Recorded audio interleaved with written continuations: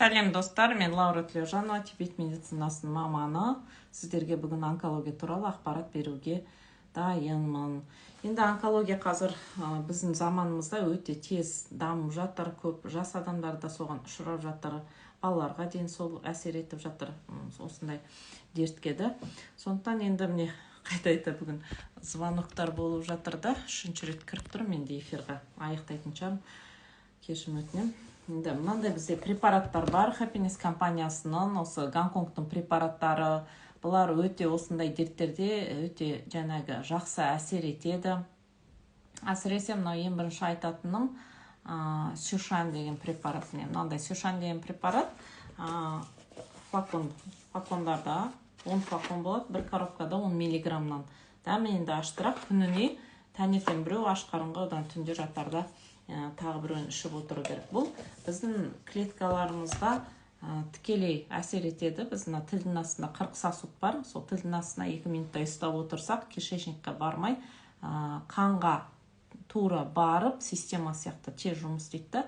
Ол сосудтар арқылы біздің әрбір клеткамызға дейін жайыле алады. Клеткаларымыздың раковый клеткаларды жойып, одан біздің сау клеткаларымыздың ішіне кіріп, мембранасынан өтіп, клетканың ішіне кіріп, ішінде клетканың ішінде ядра болады. Ядрада онкология туралы информация болады. Бұл клетка дұрыс емес деген. Сол информацияны, вирусный информация дейді ғой, компьютерға кірген вирус сияқты. Сол вирусный информацияны осы Сюшан ішінде гриплинжи деген саңырауқұлақ жояды екен. Бұл саңырауқұлақтың өте жоғарғы медициналық түрі, нанотехнологиямен жасалғандықтан мен Израильға да, басқа шетелдерге де біз осы препаратты шығарып отырмыз. Ол метастаза болып, өте химиялық ұрған кісілерге өте тез әсер етеді. Жатырда әртүрлі онкологиялық ісіктер болса, прям ұйықтарда, жатарда аяқты көтеріп, қынапқа 2 миллиграммнан күнде құюға болады. Одан кейін ішекте онкологиясы тоже клизма жасауға болады. Бұл препаратты 6 ай үзбей ішкен дұрыс, өйткені біздің 84 күн сайын ағзамыз жанарып отырады екен. Біздің клеткаларымыз, бүкіл ағзамызға клеткаларымыз жанарып отырғанына 84 күн кетеді. Клеткамыз 2-ге бөлінеді, одан ескі клетка өледі, клетка донор дейді, минерал витамин беріп отыратын клетка өледі, одан кейін біздің жаңа клеткамыз қалып. Барлық организмімізде жаңа клеткада уже онкология туралы информация азаяды. Сол бір екі обновление, 2 жанару өткеннен кейін біздің метастазаларымыз тоқтай бастайды екен. Бұл кальцинироваться еткенге тоже көмектеседі препаратта, опухольдарында, одан ары қарай оның жойылып кетуіне әсер етеді. Енді негізі онкология деген ауру емес дейді біздің Тибет медицинасы, өйткені біздің ағзамызда қайдан келеді дейді, ол 7 организмнің ластану деңгейі бар екен. Бірінші деңгей ол біздің тамақпен, сумен, ауамен келетін улы заттар, консервант, краситель, эмульгаттар, соның бәрі біздің ағзамызда асқорыту жүйесіне жиналса, бізде шаршау сезімі пайда болады. Ол бірінші деңгейі. Екінші деңгей ол бізде басымызға соның бәрі нерв жүйесіне жинала бастайды, бас ауыра бастайды. Үшінші деңгей аллергия, төртінші деңгейі тас, миома, фиброма деген сияқтыларда әртүрлі сондай уплотнениялар. Одан 5-ші деңгей ол артрит, артроз, полиартрит, 6-ші деңгей инсульт, инфаркт, уже аутоиммунный аурулар пайда бола бастайды, сахарный диабет. И 7-ші деңгей ол онкология екен. Біздің ағзамызды таза ұстамағымыз үшін табиғат бізді өстіп жазалайды екен. Сондықтан сондай жағдайда біздің препараттар өте жақсы көмектеседі. Раковый клеткалардың біздің ағзамызда жойылуына әсер ететін біздің міндетті түрде әрине иммунная системамызды көтеретін мынандай кортицепс деген препарат бар. Мынаның 2 түрі бар.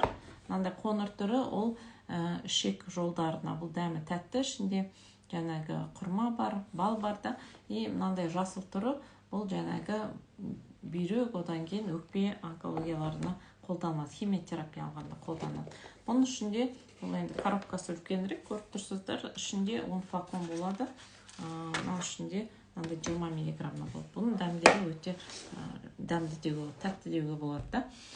Бірақ соған қарамастан бұның ішінде жаңағы онкоклеткаларды жоюға әсер ететін витамин ол B17 витамині.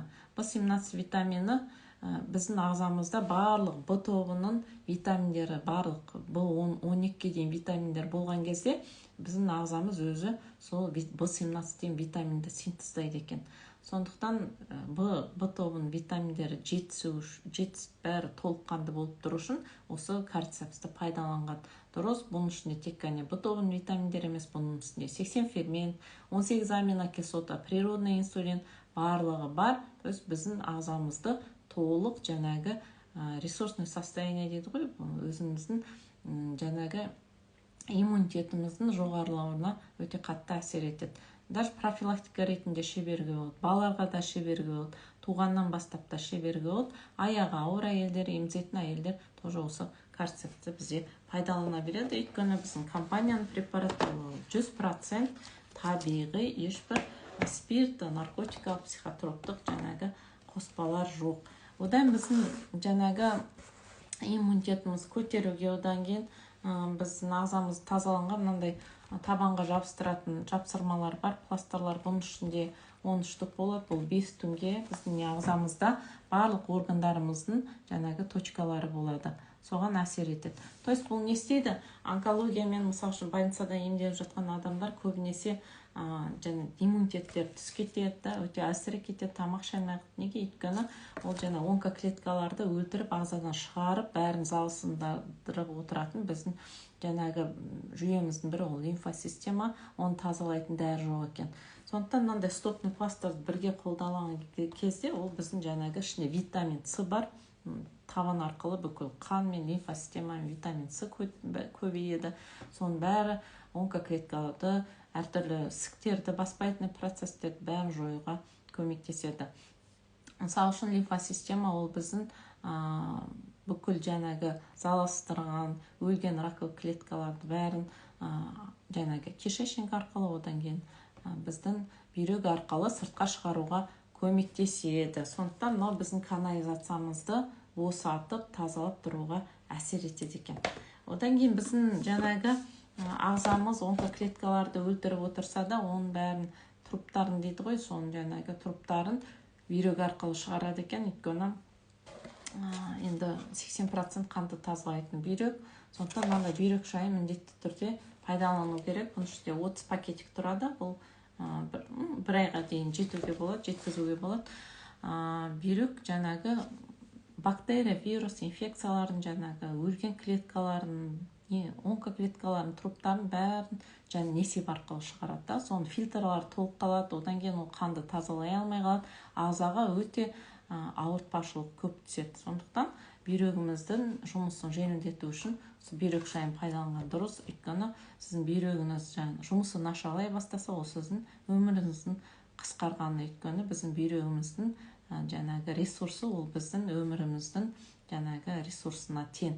Қаншалықты сіздің бүйрегіңіз жақсы жұмыс істейді, соншалықты сіздің өміріңіз ұзақ болады деген сөз. Ол енді бәрі Алланың қолында, сонда да енді сақтансаң сақтаймын дейді. Одан кейін онкоклеткалармен өте және жақсы күресетін біздің мынандай балық майы бар, рыбий жир, шимонский дейді. Бұл және аптекада немесе басқа компанияларда сияқты балық майынан бірнеше есе, 5 есе, 10 есе эффектісі күшті. Өйткені бұның ішінде жаңағы ДКК, ЭПК деген қышқылдар, бұлар 50%-тен жоғары, балық майының концентрациясы 50%-тен жоғары, сондықтан оның емдік қасиеті өте жоғары.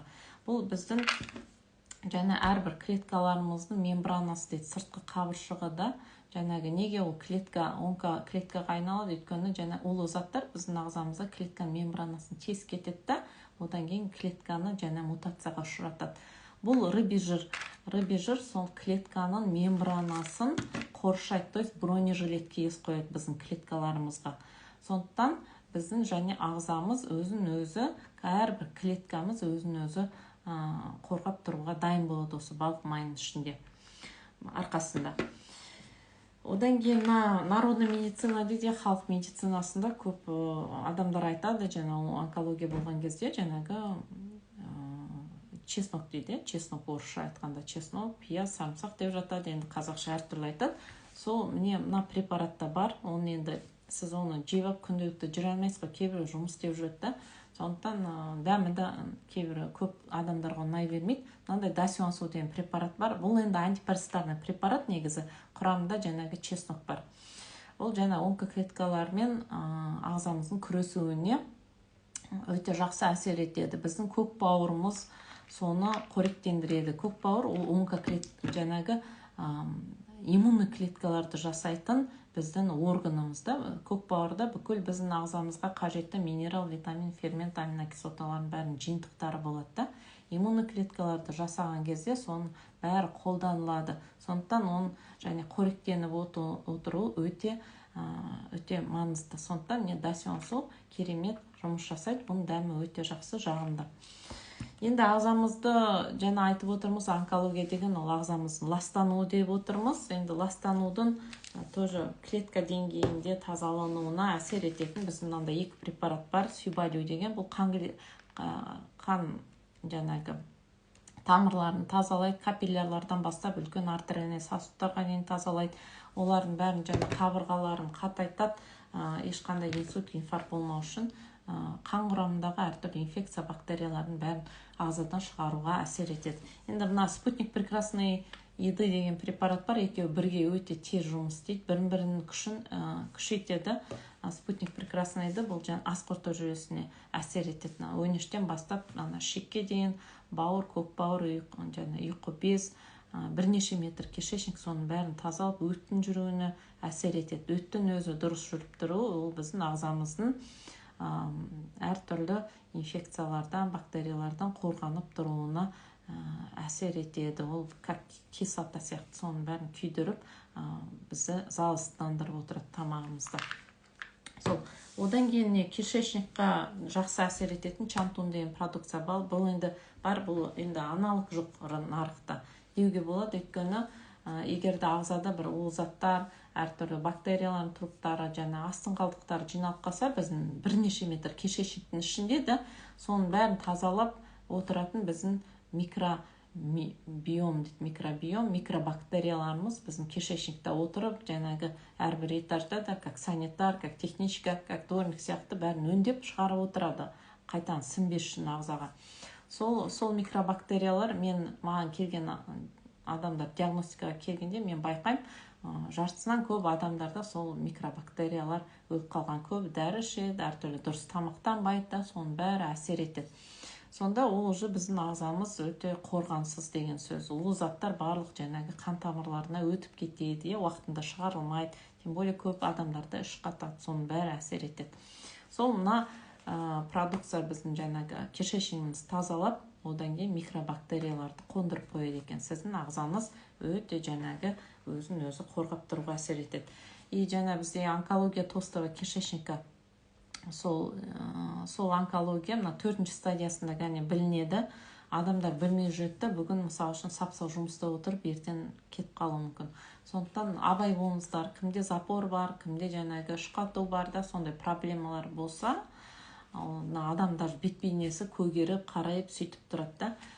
Мына зоналары, кишечниктің зоналары, беттерінде әртүрлі дақтар, қотырлар сондай пайда бола бастайды. Ол сіздің кишечнигіңіз уже уланып жатыр деген сөз. Чантунды алып пайдаланып тазалануыңызға болады, профилактика ретінде даже. Содан онкология кезінде өте көп кальций кетеді организмнен, сүйек саяқтары әлсіреп, сөйтіп адам бәрі қисайып, полиартритке тез және бойысың кетеді организм. Сондықтан кальцийдің кетіп жатқан қорын қайтан қалпына келтіру үшін біздің мынандай гай деген кальцийіміз бар. Ішінде D3-мен бірге аузыңызға сап шайнап жерсеңіз, ол моментально және қанға сіңіп, кишечник арқылы және қатпай әрбір клеткаңызға жеткізіледі. Кейбір адамдар мысалы тістері өспей жатса да, сондай шаштары түсіп жатса, соның бәріне кальций әсер етеді. Кальцийдің барын жоқтығын сіз тырнақтарыңызда мынандай ай сияқты тұрады, мынандай ай сияқты, белый лунчика дейді ғой, сондай барлық тырнақтарыңызда сондай ақ болу керек, сондай ай сияқты, жартай. Жоқ болса, сіздің ағзаңызда кальций сіңбейді, немесе кальций жетіспейді деген сөз. Біздің кальцийді алып пайдалануымызға болады, өте тез әсер етеді. Одан онкология кезінде мына мидың жұмысы өте нашарлайды, өте организмге өте көп салмақ түседі.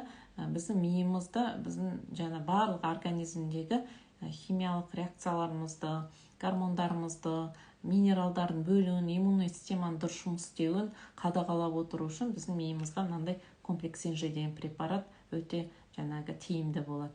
Мынандай. Одан жатыр онкологиясы бойынша тағы да қосымша пайдалануға болатын препараттардың бірі мынандай гигиеналық мынандай тампондар бар. Шөптен жасалған мынандай екі түрі бар да, мынандай тампондар мысалы үшін трубалардағы әртүрлі жидкостардың бәрін алып шығады, матканы қалпына кетіреді, ишектардың жұмысын жақсартады. Одан қызыл тампондар жаңағы онкоклеткаларды залалсыздандырып, бәрін сол бері қарай вакуумный пылесос сияқты табиғи түрмен тартып бәрін шығарып, өте көп әйел адамдарда рак шейкі матки, одан кейін әртүрлі ишектардың проблемасы, миома, киста, эрозия деген сондай проблемаларды өте тез жоюға көмектескен осындай біздің тампондарымыз бар. Қандай да сұрақтарыңыз болса, маған хабарласып, жаңағы дайректке, WhatsApp-қа жазып, өз жаңағы сұрақтарыңызды қойыңызға болады. Happiness компаниясы сіздерге көмек көрсетуге әрқашан дайын. Сау саламат болыңыздар, ауырмаңыздар.